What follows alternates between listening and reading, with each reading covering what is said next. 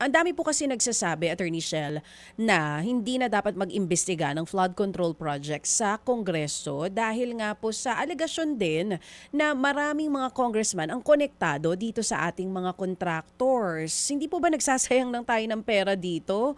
Hayaan na lang ba natin yung Independent Commission ngayon na bubuin ng Pangulo para po sa investigasyon na ito?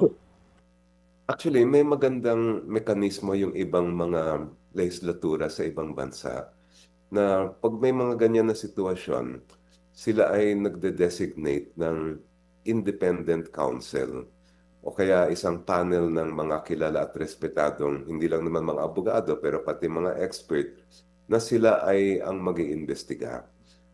That way, meron tayong assurance na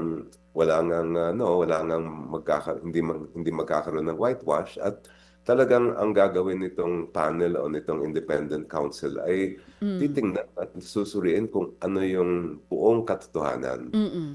This is not, to my knowledge, hindi pa yan nagagawa dito sa House of Representatives natin, pero ito yung isang pinag-aaralan po natin ngayon.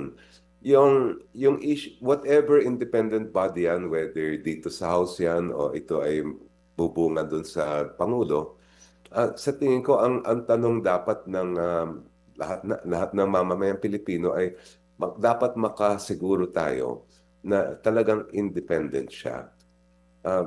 Madali lang sabihin na independent ang isang panel o komite.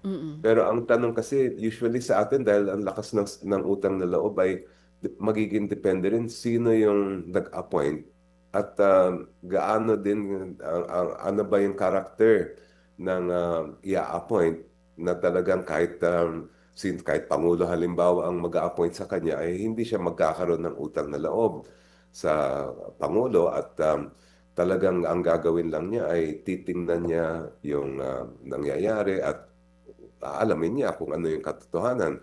Whatever happens, wherever the chips may fall, ay sasabihin at ilalabas yung findings na walang kikilingan. Mga kapatid, brothers and sisters, saan ka pa? Dito na tayo sa totoo. Dito na tayo sa True FM. Mga kapatid, mag-subscribe and follow po kayo sa social media accounts ng True Network PH. Yan po kami, hanapin nyo lang True Network PH, Facebook, Instagram, YouTube, TikTok, and podcast. Mapa Apple or Spotify man yan, mahahanap nyo kami. Lahat ng mga napapanood at napapakinggan nyo po sa programa, nasa social media accounts namin yan. So paano mga kapatid? See you sa social media!